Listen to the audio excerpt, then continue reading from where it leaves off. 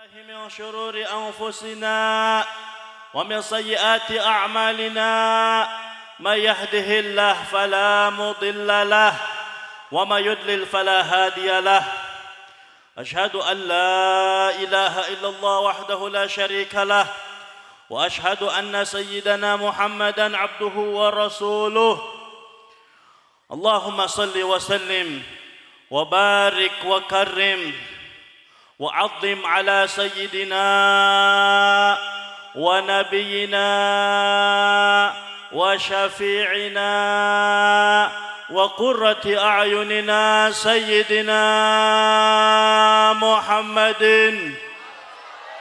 سيدنا محمد سيدنا محمد مفتاح باب رحمة الله عدد ما في علم الله صلاة وسلاما دائمين بدوام ملك الله وعلى آله وصحبه عدد كل ذرة ألف مرة سبحانك لا علم لنا إلا ما علمتنا إنك أنت العليم الحكيم وقال رب اشرح لي صدري ويسر لي أمري واحلل عقدة من لساني يفقه قولي أما بعد.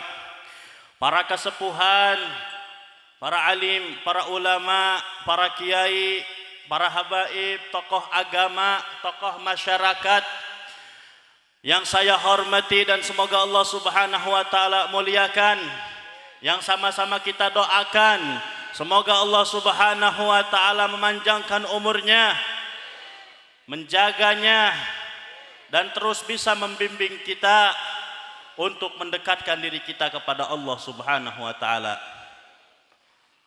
Wabil khusus guru kita Al-Habib Naufal Al-Attas yang mudah-mudahan Allah Subhanahu wa taala panjangkan umurnya, dijaga oleh Allah Subhanahu wa taala dan terus bisa membimbing kita sehingga kita bisa lebih dekat lagi kepada Allah Subhanahu wa taala.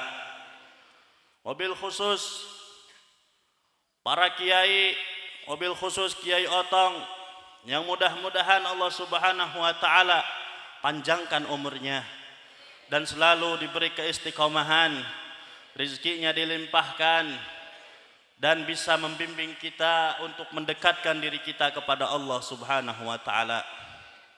Aparatur pemerintah, kepala desa yang saya hormati dan semoga Allah Subhanahu wa taala selalu diberikan keistiqomahan dan semoga bisa lebih amanah. Amin ya rabbal. Kaum muslimin wal muslimat rahimakumullah. Alhamdulillah, puja-puji syukur kita kepada Allah Subhanahu wa taala yang pada malam hari ini kita hadir di tempat ini, kita duduk di tempat ini, kita didatangkan oleh Allah Subhanahu wa taala di tempat yang mulia ini bukan karena kita adalah orang yang kuat, bukan karena kita memiliki segalanya, akan tetapi kehendak Allah Subhanahu wa taala kita duduk di tempat ini. Bukan karena undangan daripada sahibul bait, bukan karena undangan dari panitia kita duduk di tempat ini, kita hadir di tempat ini semata-mata karena Allah Subhanahu wa taala menginginkan kita menjadi orang yang lebih baik lagi.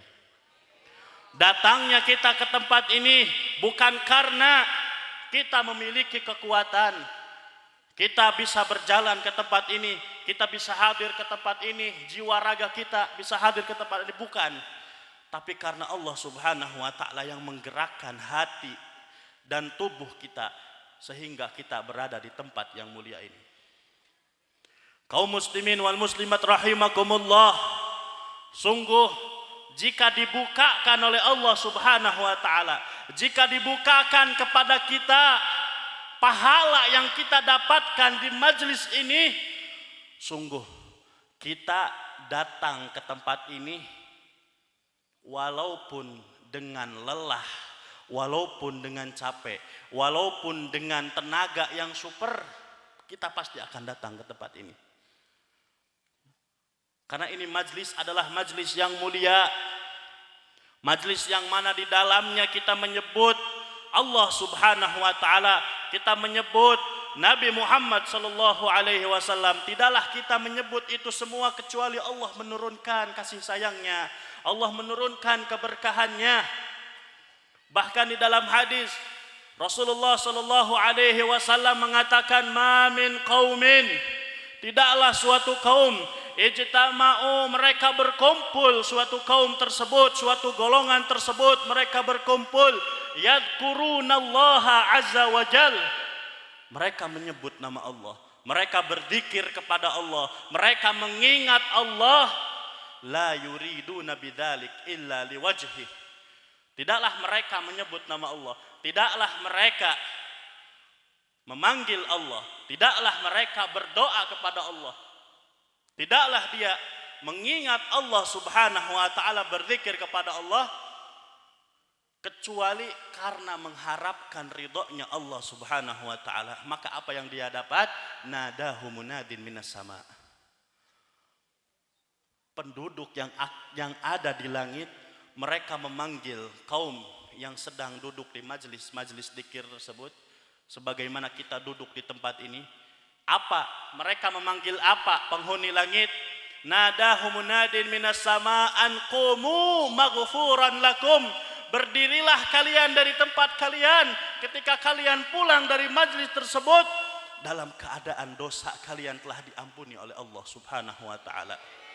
Pulanglah kalian, kata penduduk langit, pulanglah kalian dari tempat duduk kalian, dari majlis-majlis kalian dalam keadaan dosa-dosa kalian telah berguguran. Taubat kalian telah diterima oleh Allah Subhanahu wa taala. Apakah cuman ini yang diberikan oleh Allah? Tidak. Wa buddilat sayyi'atuhu hasanat. Ketika kita yang hadir di tempat ini, semua yang hadir di tempat ini, mau sahibul bait, mau para tamu undangan, mau siapapun yang hadir di tempat ini, jika mereka memiliki kesalahan, jika mereka memiliki keburukan, jika mereka memiliki hal-hal yang tidak diridhoi oleh Allah Subhanahu wa taala, wa buddilat sayyi'atuhu hasanat, kejelekan-kejelekan tersebut akan diganti oleh Allah Subhanahu wa taala dengan kebaikan. Kita punya kejelekan, datang ke majelis ini, kejelekan tersebut ditukar oleh Allah menjadi kebaikan. Kita datang ke tempat ini membawa segudang daripada keburukan, kita pulang dari tempat ini kita membawa yang namanya kebaikan. Kita membawa pahala yang banyak. Alangkah mulianya orang yang duduk di majelis ta'lim. Alangkah mulianya orang yang duduk di majelis-majelis seperti pada malam hari ini, dimanapun itu berada. Mau yang hadir banyak, mau yang hadir hanya beberapa orang, mau yang hadir hanya 2 atau 3 orang, yang penting di situ adalah majlis berzikir kepada Allah Subhanahu wa taala, Allah akan berikan. Ya, di dalam hadis lain Rasulullah sallallahu alaihi wasallam bersabda, "Man ghada yuridul ilma," barang siapa dia yang pergi dari rumahnya, mereka berangkat dari rumahnya, datang ke suatu majlis menginginkan ilmu, yata'allamuhu lillahi, yang mana ilmu tersebut dia mencarinya, dia mempelajarinya karena Allah Subhanahu wa taala. Maka apa yang dia dapat? Fatahallahu lahu baban ilal jannah. Orang tersebut dibukakan oleh Allah Subhanahu wa taala pintu, salah satu pintu menuju surganya Allah Subhanahu wa taala. Orang yang datang ke majelis, dia menginginkan ilmu, semata-mata ilmunya karena Allah Subhanahu wa taala, dia mencarinya, dia mempelajarinya karena Allah Subhanahu wa taala, maka Allah Subhanahu wa taala sudah membukakan kepada orang tersebut, untuk orang tersebut yang dia datang ke majelis ta'lim, satu pintu menuju ke surganya Allah Subhanahu wa taala. Bahkan apa? Bahkan malaikat sekalipun rela menghamparkan daripada sayapnya, rela menghamparkan sayapnya untuk diduduki, untuk diinjak oleh orang-orang yang mencari ilmu. Pada hakikatnya kita duduk di tempat ini, kita duduk di atas sayapnya para malaikat. Kita duduk di tempat ini, walaupun kelihatannya seperti ini, pada hakikatnya kita duduk di atas daripada sayap makhluknya Allah yang diciptakan, yang selalu beribadah kepada Allah, yaitu malaikat. Alangkah mulianya orang yang dia datang ke tempat ini dan dia menginginkan ilmu, dan kemudian Allah Subhanahu wa taala beri kebaikan yang banyak kepada orang-orang ahli ilmu tersebut. Apakah cuman itu? Tidak. Wasallatil malaikatu alaih, dan para malaikat memintakan ampun kepada Allah Subhanahu wa taala bagi orang-orang yang datang, yang duduk di majlis taklim tersebut. Para malaikat jumlahnya berapa? Pak, malaikat jumlahnya berapa? Ibu, malaikat jumlahnya berapa? Kita tidak tahu, sangat banyak. Dan mereka para malaikat apa?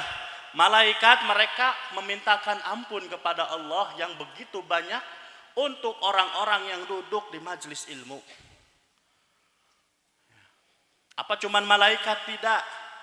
Wa malaikatus samawat, dan malaikat-malaikat yang di langit pun sama memintakan ampun kepada Allah buat orang-orang yang duduk di majlis ta'lim. Apa cuman itu saja? Tidak. Wahitanul bahri, makhluk yang ada di laut sekalipun. Di laut ini banyak, bukan hanya ikan. Ya. Makhluk-makhluk di laut ini banyak. Makhluk yang ada di laut sekalipun memintakan ampun kepada Allah Subhanahu wa taala untuk orang-orang yang duduk di majlis ta'lim semacam pada malam hari ini.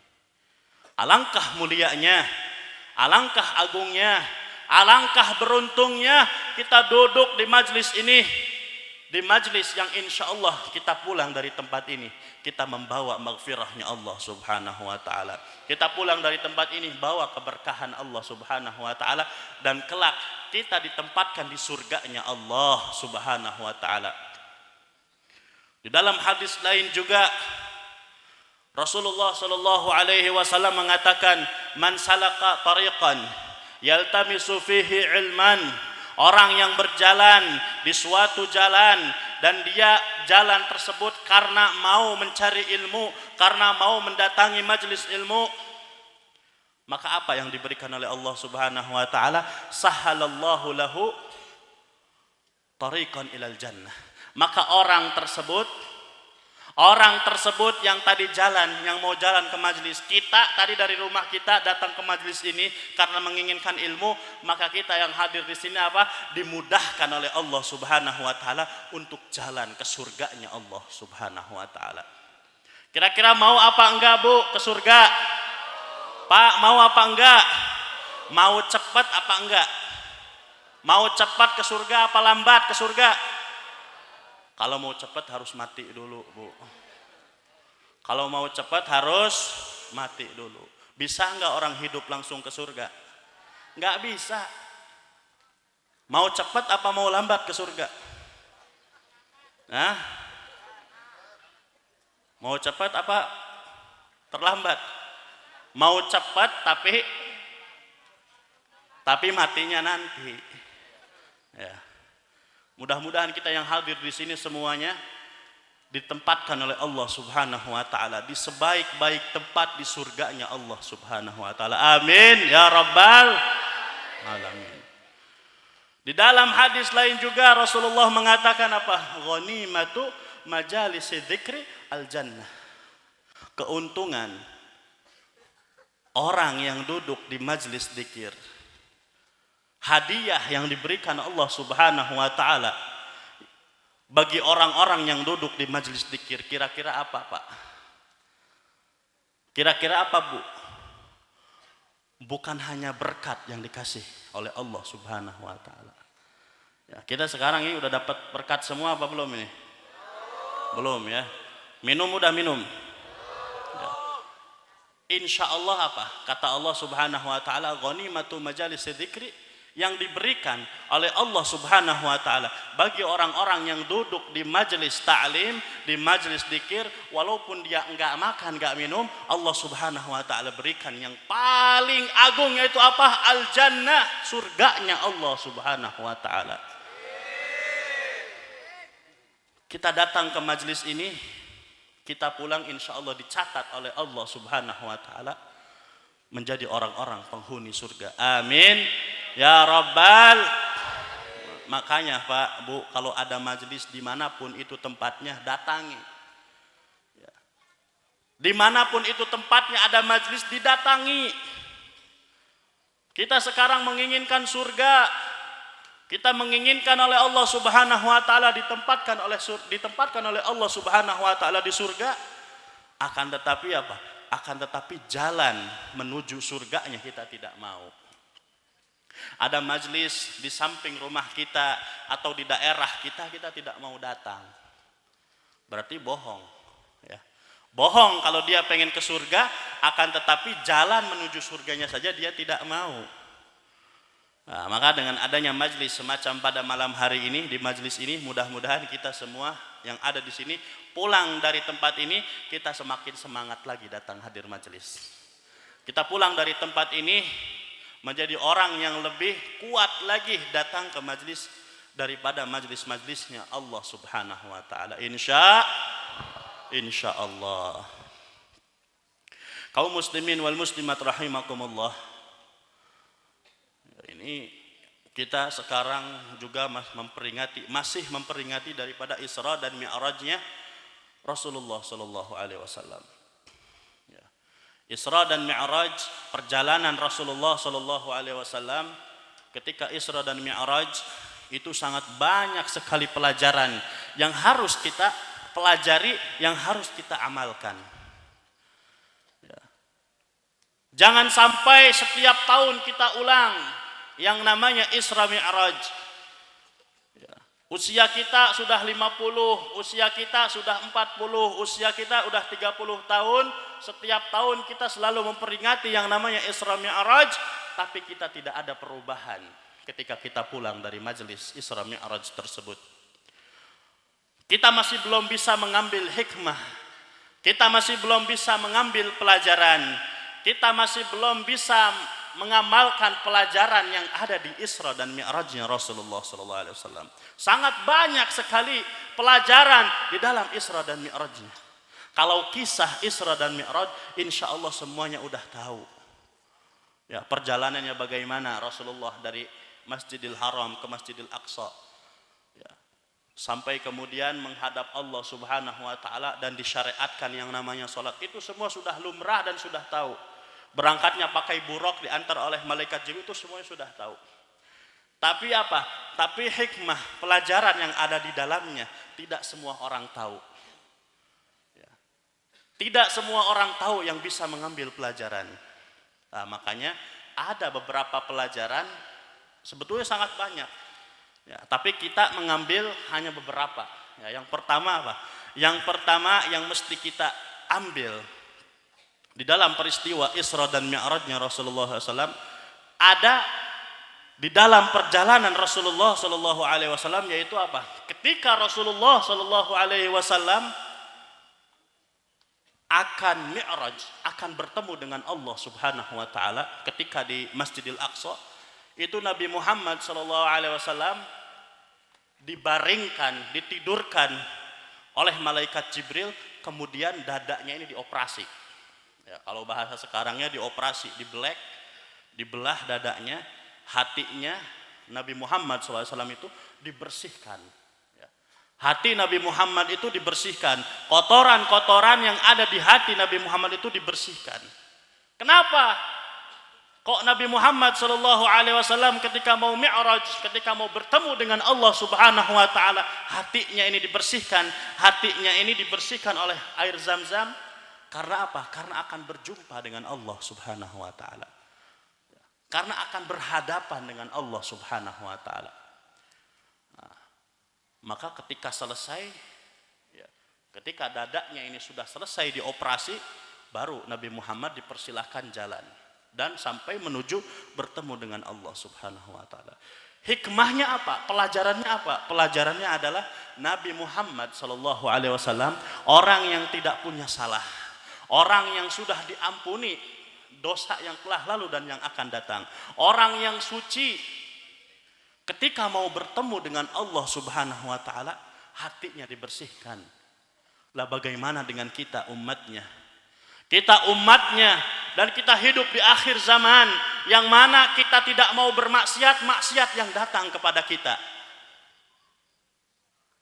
Di sekitar kita semuanya ada yang namanya maksiat. Bahkan diri kita semua rata-rata orang yang berdosa, orang yang bermaksiat, orang yang kotor. Bagaimana kita mau menghadap Allah Subhanahu wa taala?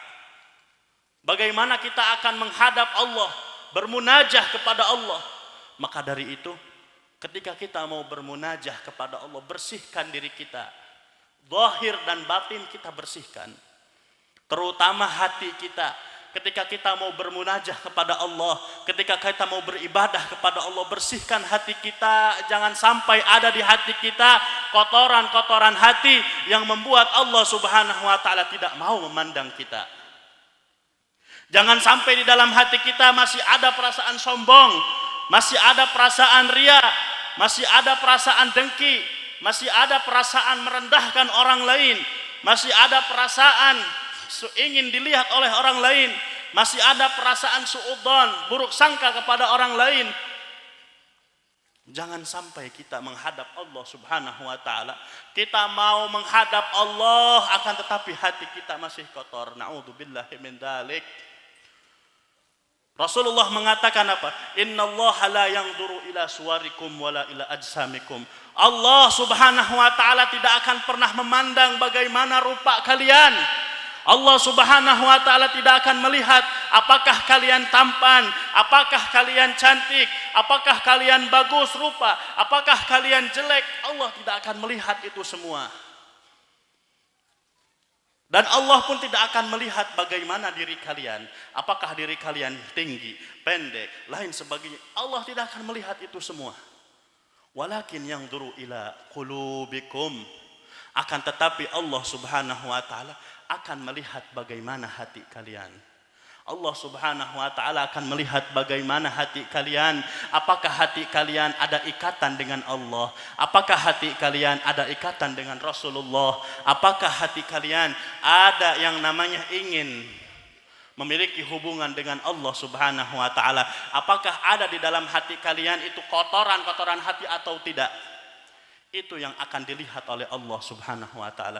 Jika Allah mau melihat hati-hati daripada hambanya, berarti hambanya tersebut termasuk orang-orang yang mendapatkan daripada kasih sayangnya Allah Subhanahu wa taala.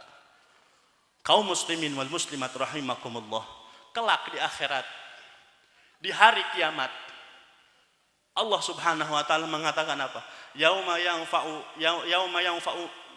la yanfa'u malu wala banun illa man atallaha biqalbin salim. Di hari kiamat nanti, semua yang kita miliki tidak akan memberi kemanfaatan. Kita punya harta tidak akan bisa mampu membantu kita. Kita punya anak, kita punya orang tua, kita punya saudara, tidak akan membantu karena semuanya ketika itu sendiri-sendiri.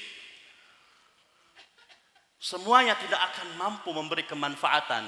Kecuali siapa? Illa man atallaha biqalbin salim. Kecuali orang-orang yang dia datang kepada Allah. Dia menghadap Allah Subhanahu wa taala dengan hati yang selamat, dengan hati yang tidak ada rasa sombong, dengan hati yang tidak ada rasa dengki.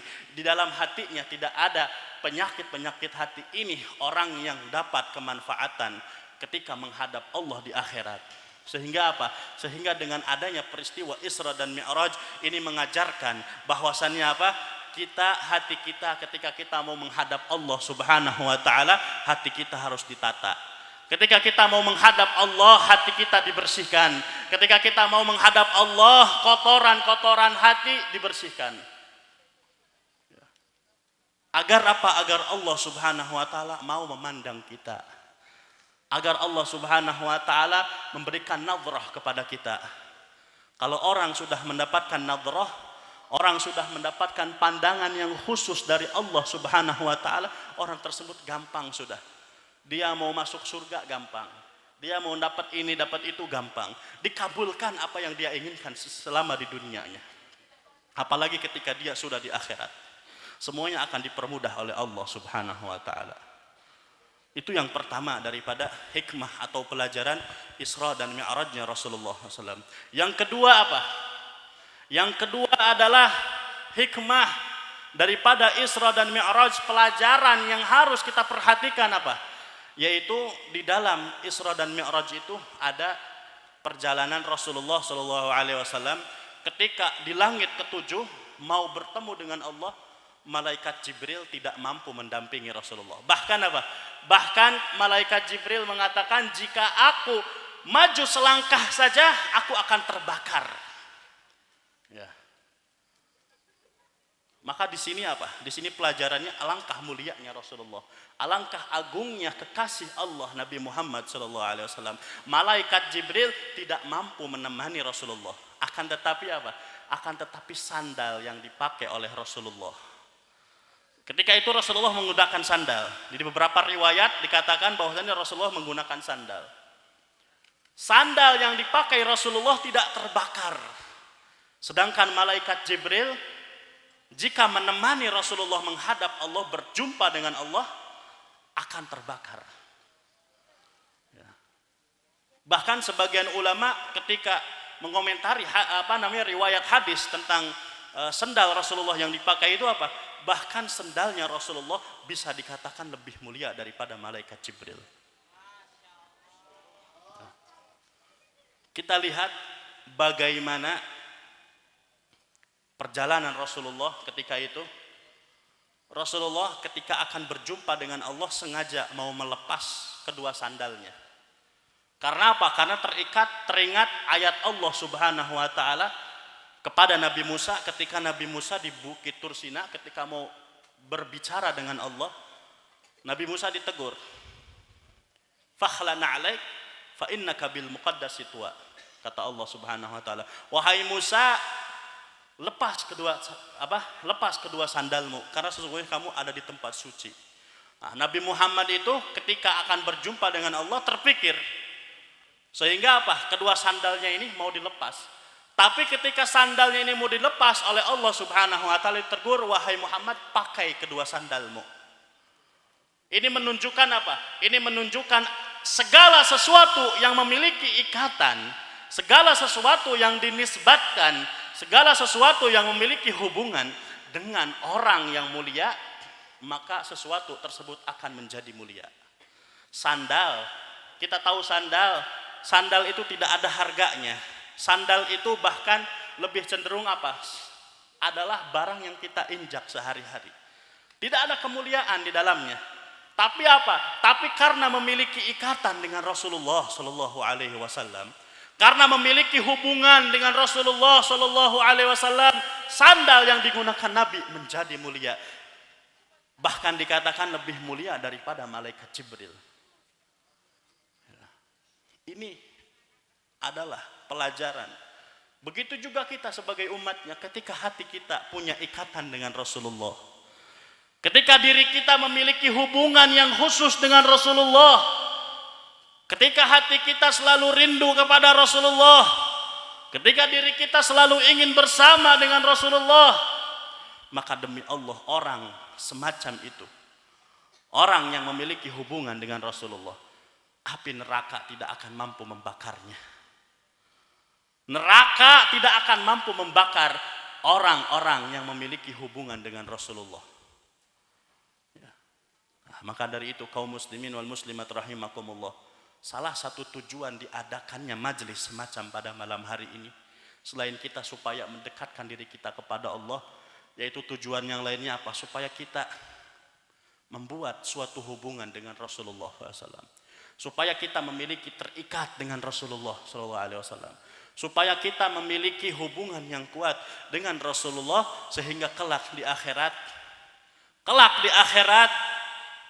kita bersama Rasulullah SAW di surganya Allah. Amin ya rabbal alamin. Masih banyak lagi kemuliaan-kemuliaan atau hikmah-hikmah atau pelajaran-pelajaran ketika Nabi Muhammad SAW Isra dan Mi'raj. Ya. Tapi yang paling penting adalah itu. Ya. Kalau sholat itu sudah pasti, karena itu disyariatkan bagi hambanya Nabi, bagi umatnya Nabi Muhammad SAW. Ya, maka kaum muslimin wal muslimat rahimakumullah, dengan adanya majlis semacam pada malam hari ini, kita bikin lagi hubungan kita yang kuat dengan Rasulullah. Kita semakin kuat lagi ibadah kepada Allah Subhanahu wa taala. Kita bersihkan hati kita ketika kita mau menghadap Allah Subhanahu wa taala. Lebih khusus lagi di bulan ini, di bulan Sya'ban ini. Ya, di bulan Sya'ban ini karena kita mau memasuki bulan Ramadan, bahkan sebagian ulama mengatakan apa? Sya'banul Mutahhar. Bulan Sya'ban yang disucikan. Karena apa? Karena di sebagian riwayat Rasulullah pernah mengatakan apa? Ketika seseorang sudah memasuki bulan Sya'ban, maka sucikanlah dirinya. Ya. Kalau orang tersebut sudah masuk di bulan Sya'ban, maka sucikanlah dirinya. Karena apa? Karena dia akan masuk bulan Ramadan. Kalau orang tersebut di bulan Rajab, di bulan Sya'ban, dia masih memiliki dosa yang begitu banyak, sucikan cepat-cepat. Dia masih kotor, sucikan cepat-cepat. Supaya apa? Supaya di bulan Ramadan dia gampang menerima daripada keberkahan-keberkahan Ramadan. Sebaliknya, orang yang dia di bulan Rajab tidak mendapat ampunan dari Allah. Bulan Sya'ban tiba, dia tidak mendapat ampunan dari Allah. Jangan harap ketika masuknya bulan Ramadan, jangan harap ketika datangnya bulan Ramadan, orang tersebut akan mudah mendapat keberkahan. Na'udzubillah min dzalik, bahkan ditakutkan apa? Orang tersebut malah menjadi orang yang semakin jauh ketika datangnya bulan Ramadan daripada Allah Subhanahu wa taala. Nah, maka dengan adanya bulan Sya'ban kita bersihkan hati kita, kita tingkatkan amal ibadah kita. Sehingga di bulan Ramadan kita termasuk orang-orang yang mampu mengambil daripada keberkahan, maghfirah dari Allah Subhanahu wa taala. Dan terakhir, alangkah ruginya orang yang dia di bulan Ramadan akan tetapi dia tidak mampu apa?